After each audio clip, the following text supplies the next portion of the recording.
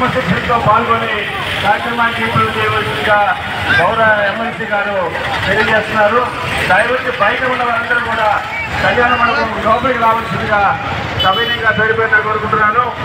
దయవచ్చి అందరూ కళ్యాణ మండపంలోకి రావాల్సిందిగా మరీ ప్రార్థిస్తున్నాము. అందరూ సహకరించాల్సిందిగా కోరుకుంటున్నాను. నమస్కారం, ధన్యవాదాలు.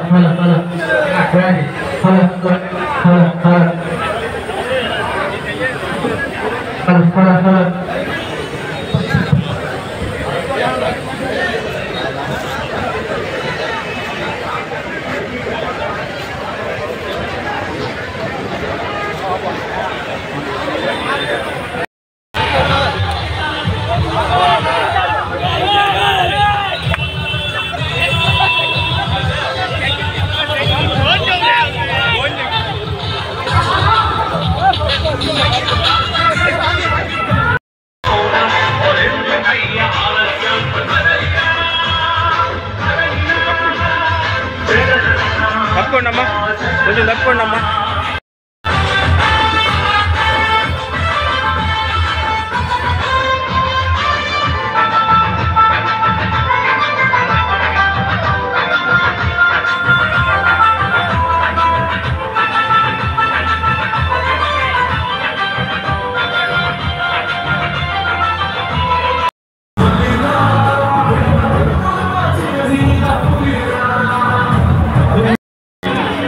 Okay sir.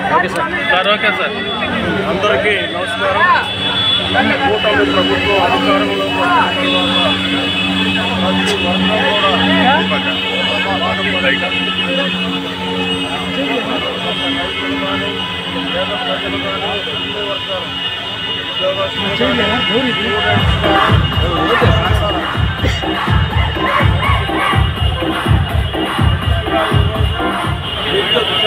ప్రతి చిన్న లోగో కొద్ది పైకి పెట్టి 450 కోట్ల రూపాయలు దాంట్లో ఇప్పటికే 6,000 కోట్లు జనవరి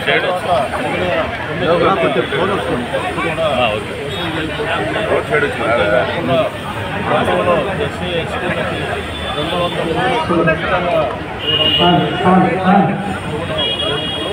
అన్నిటి మీద కూడా మేము సంబంధిత అధికారులకు వినతి ఉన్నాం. గతంలో అనేక విధాలుగా పేద ప్రజలకు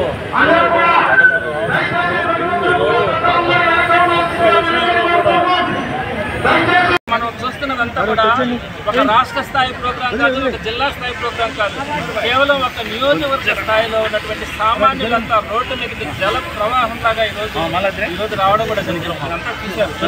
వేల మంది ఈరోజు ముందుకు వచ్చి వారు పడుతున్నటువంటి ఇబ్బందిని ప్రభుత్వం దృష్టికి తీసుకెళ్లాలనే ప్రయత్నంలో వైఎస్ఆర్సీపీ వారికి తోడుగా వారికి అండగా ఆ సామాన్యుల పక్షాన్ని నిలబెడుతుందని చెప్పడానికి వైఎస్ఆర్సీపీ ఈరోజు చూస్తా ఉన్నాం. కొన్ని వేల మంది ముందుకు వచ్చారు. చంద్రబాబు తల్లికి వందనం కింద 15,000 రూపాయలు ఇస్తారని చెప్పి ఆ తల్లిని మోసం చేశారు. ఆడబిడ్డ నిధి అని చెప్పి ప్రతి ఆడబిడ్డకి 18,000 రూపాయలు ఇస్తారని చెప్పి ఆడబిడ్డల్ని మోసం చేశారు. మహిళలందరికీ కూడా ఉచిత బస్సు ప్రయాణం అని చెప్పి ఆ మహిళలను మోసం చేశారు. నిరుద్యోగ భృతి అని చెప్పి నెలకు 3,000 రూపాయలు ఇస్తారని చెప్పి సుమారుగా 13 లక్షల మంది నిరుద్యోగుల్ని వారిని మోసం చేశారు. 20 లక్షల ఉద్యోగాలు ఇస్తారని చెప్పి వారికి ఇవ్వకుండా వారిని మోసం చేశారు. అలానే రైతుకి సంవత్సరానికి 20,000 రూపాయలు ఇస్తానని చెప్పి ఆ రైతుని కూడా మోసం చేశారు. వీటన్నింటినీ నుంచి సామాన్యుడి నుంచి కోటీశ్వరుడు వరకు ప్రతి ఒక్కరికి కూడా అవసరమైంది కరెంట్. మరి ఆ కరెంటు ఛార్జీల గురించి చంద్రబాబు నాయుడు గారు ఎలక్షన్స్ ఏం చెప్పారు? నేను ఛార్జీల పెన్షన్ 5 సంవత్సరాల్లో పెంచకపోవడమే కాదు తగ్గిస్తాను, కొత్త పవర్ని జనరేట్ చేసి ప్రతి ఒక్కరికి కూడా వారు కరెంటు జనరేట్ చేసుకునేలాగా చేసి వారే కరెంటు అమ్ముకొని డబ్బులు మిగిల్చుకునే పరిస్థితి తీసుకొస్తున్నారు. కానీ ఈరోజు ఏం చేశారు? 15,000 కోట్ల రూపాయలని ప్రజల మీద రుద్దడానికి ఆయన బిల్లును తీసుకుని వచ్చి ఈ నవంబర్ నెలలో 6,000 కోట్ల రూపాయలని వాటిని వడ్డించడం జరిగింది. డిసెంబర్ నుంచి 9,000 కోట్ల రూపాయలని అదనంగా వడ్డించడం జరుగుతూ ఉంది. ఈరోజు సామాన్యుడు బతికే పరిస్థితి లేదు. ఈరోజు నేను తీసుకొచ్చింది కాదు, జనాలు అందరూ కూడా ఇలా ఉరితాళ్ళు మెడలో వేసుకొని మాకు ఇదే శరణ్యం, మాకు ఇంకా బతికే పరిస్థితి లేదని చెప్పి ప్రతి ఒక్కరు కూడా మాట్లాడతారు. మరి చంద్రబాబు నాయుడు గారు కూడా అర్థం చేసుకోవాలి ఈరోజు పరిస్థితులు ఏంటి. మనం సాయం చేయకపోగా వారి నెత్తిన ఇంతంత వేల రూపాయలు వారందరికీ కూడా బిల్లుల రూపంలో కనుక పెడితే వారు ఏ విధంగా కట్టగలరు, ట్యాక్సులు ఎలా కడతారు, పన్నులు ఎలా కడతారు, వీటన్నిటి మీద సామాన్యుడు ఈరోజు రోడ్డెక్కి కేవలం 6 నెలల్లోనే ఈ నెల్లూరు ఒక సిటీ నియోజకవర్గంలో కలిసి చూస్తే ఇన్ని వేల మంది పట్టుకుని వస్తూ ఉన్నారంటే ప్రభుత్వం ఈరోజు గమనించుకోవాలా. తప్పకుండా ఏవైతే ఆయన హామీలు ఇచ్చాడో, ఎలక్షన్స్ ముందు ఏవైతే హామీలు ఇచ్చాడో వాటన్నిటిని నెరవేర్చాలని ఈరోజు సామాన్యుడు కోరుకుంటా ఉన్నాడు.